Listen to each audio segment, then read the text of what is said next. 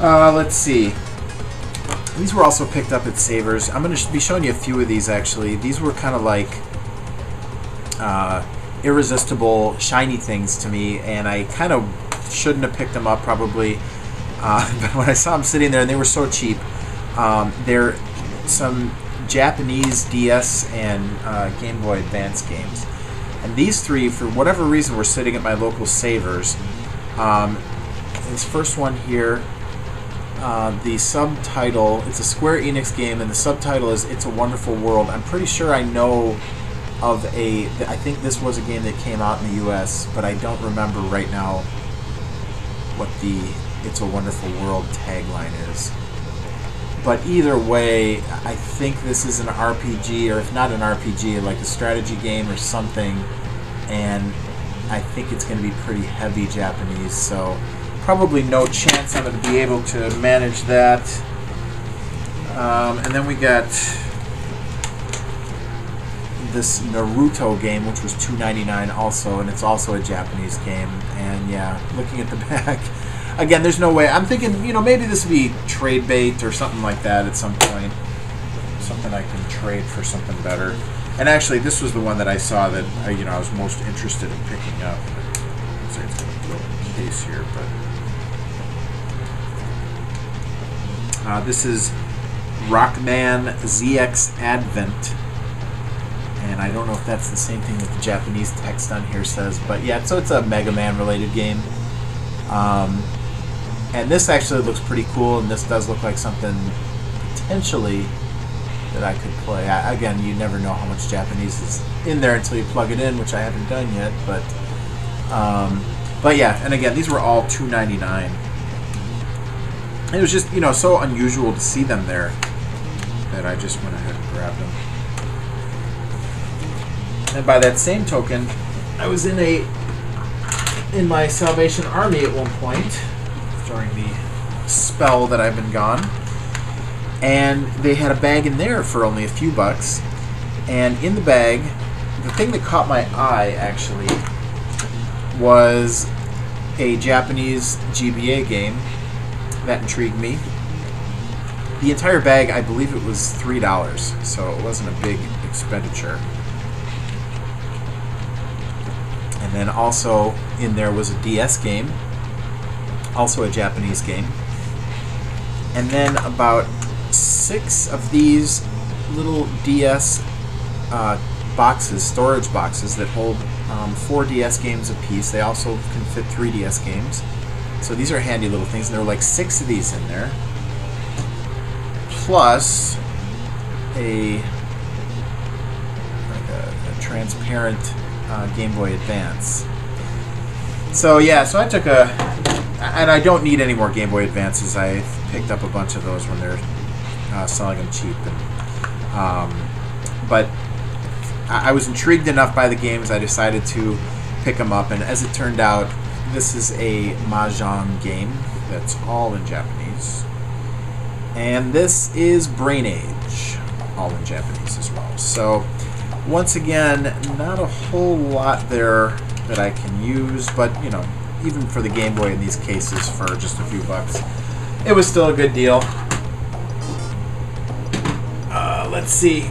I can't believe that I have a pickup that goes all the way back to, that I'm showing you in February, that goes all the way back to garage sailing, but I believe this was the last week that I went out garage sailing, and I came upon a lady that had a pink and a blue DSi for $10 each. She was asking, or she might have been asking more, but she dropped to $10 each. And I tried to get her to do $10 for both, but she wouldn't go that low. So I decided to take the blue one. And this is a really nice system. We've got a 3DS, but my kids use that one a lot. So now this is kind of like my DS that I use when I'm going to be playing the DS. It's definitely a nice screens, a little bit bigger than your standard screens. I'd still like to get a DSi XL or a 3DS XL at some point, but for now, that's good. Let's see. One of my more exciting finds of the month was a big bundle, again at Goodwill, and it included a Super Nintendo system, and it was 30 bucks, and I wouldn't have bought it just for the system, but included in there was a ASCIIWare Super Advantage joystick, and I have wanted one of these things since 1991, 1992, whenever they first came out. So I was so excited. So, and again, I've got a number of Super Nintendos already, so I'm just going to sell the Super Nintendo back at some point here, and then this thing will basically pay for itself. So yeah, I was really excited to find that. Let's see.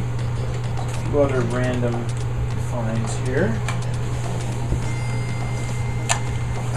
Just recently at Half Price Books, they had Demon Attack. At first I thought this was for the 2600, but I noticed it was a little oddly shaped and realized it was for the Magnavox Odyssey 2, so that's very cool.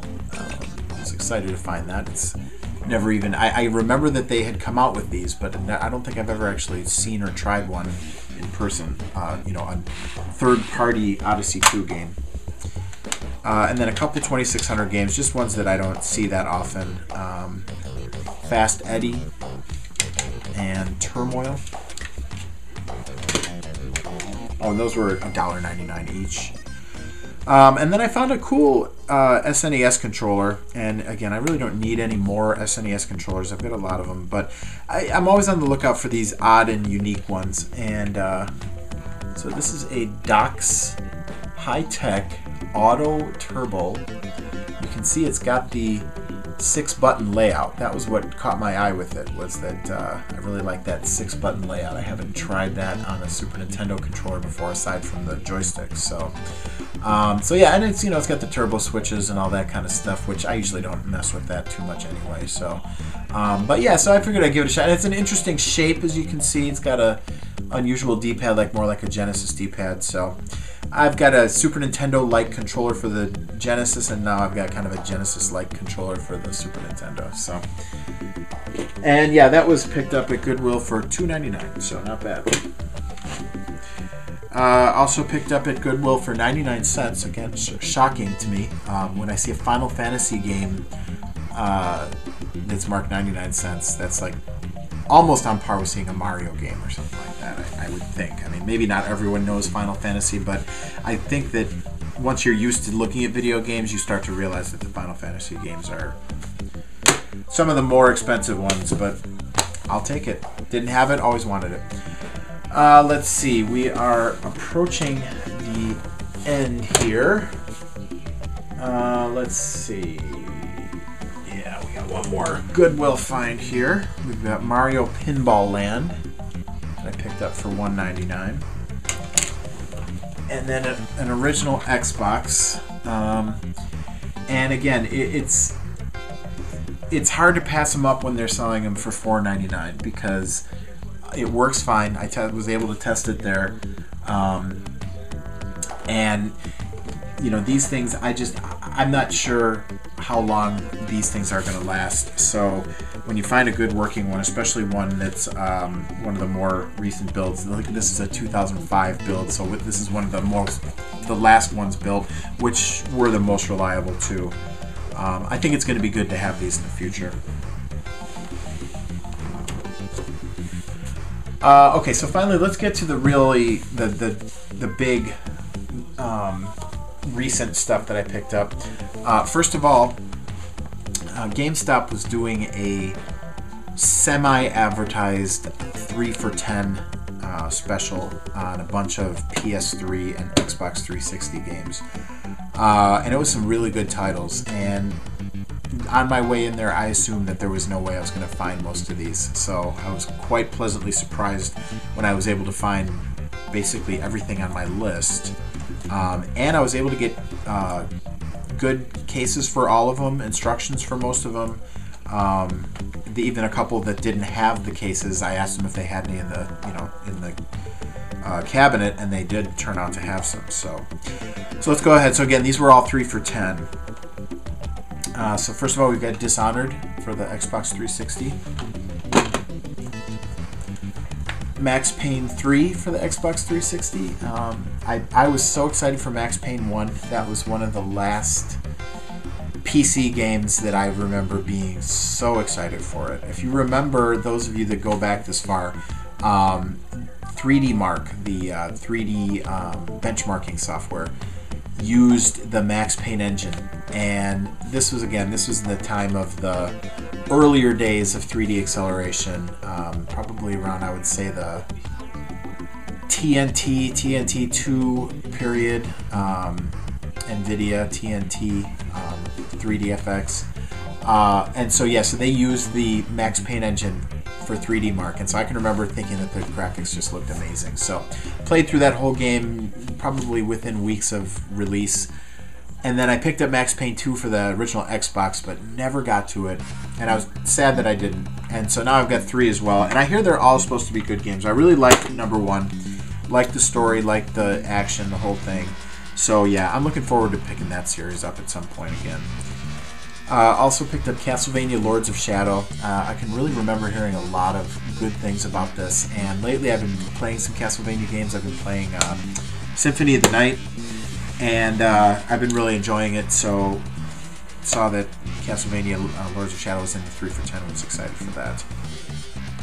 Also got Infamous and Infamous 2. Again, both 3 for 10. Those are supposed to be good games. Uncharted 3, which I was really happy to see this. I've got 1 and 2, and I'm almost done with part 1. Then I'll be moving into part 2 after that. The Saboteur, 3 for 10. Don't know too much about this one, but I do remember reading some reviews on it when it came out. It was supposed to be pretty good. So, World War II, if I'm not mistaken. Then we got Dead Space 2, and yeah, really, again, this is one that I had on my list of, definitely pick it up when it's cheap from everything I'd heard. Look forward to checking that out. And then the God of War collection. I really just bought this because I needed to fill out the 3 for 10 on my last set.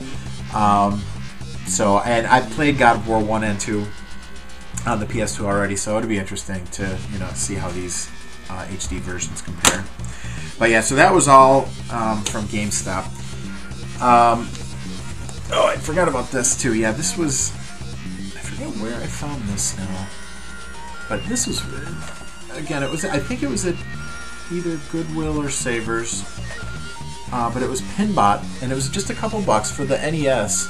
But I mean, you can see that this box, maybe you can see, is just perfect. I mean, it's got like no marks on it. So yeah, for a couple bucks, and Pinbot's a great game anyway, so I was happy to pick that up. But yeah, so just last week I was in my a Goodwill that just opened up by our house, and I just happened to be at the right place at the right time, just as they had rolled out a cart. And sitting at the bottom of the cart, which this just never happens at Goodwill anymore, but sitting at the bottom of the cart were just piles of Sega Genesis and N64 games. And the N64 games were all boxed, and they all had all of them, I think, yeah, had the cellophane on them still. At first I thought they were sealed, but no, you can see they've been opened up, but just really well taken care of. And I don't know, I was amazed.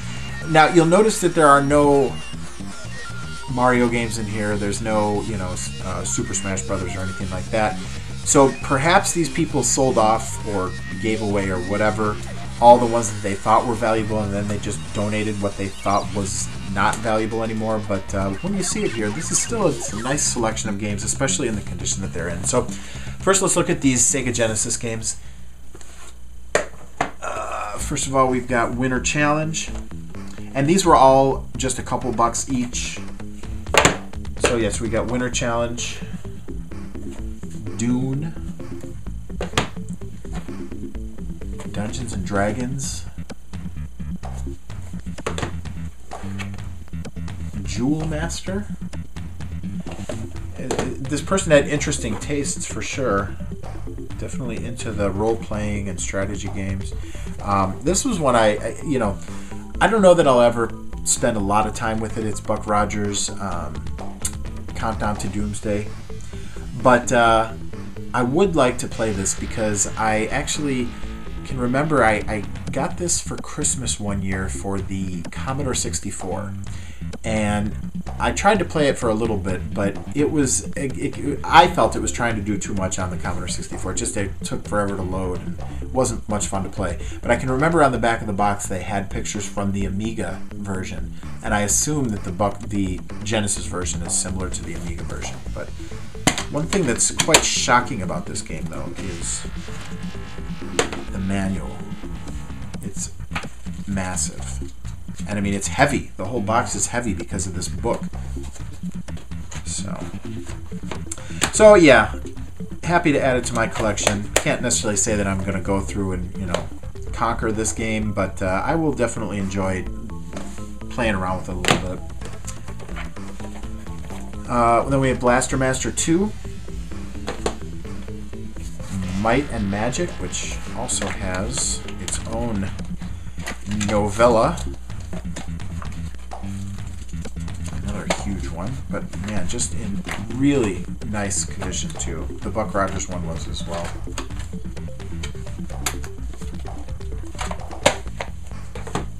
And then we've got Rings of Power, and look at that.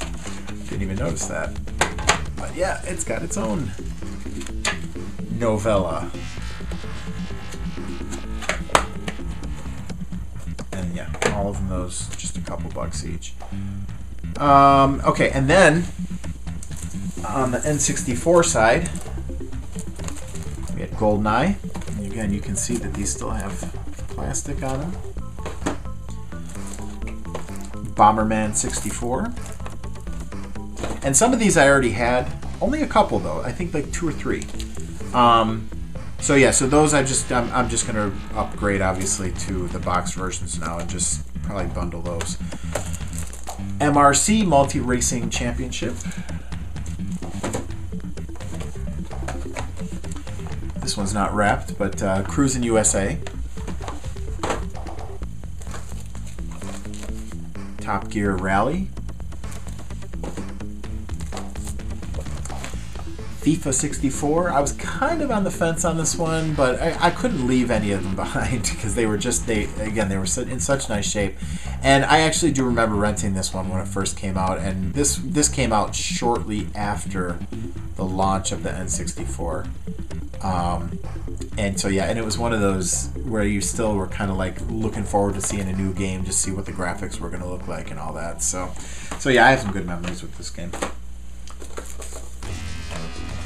NBA Hang Time, and I played this one for a little bit. It was pretty fun.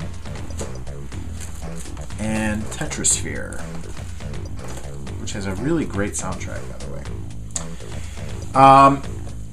And then one other Sega Genesis game, Road Rash. And then finally, oh, that's right. Oh, let's forget this. And then, in addition to the games, they also had sitting there something I've been looking for a really long time.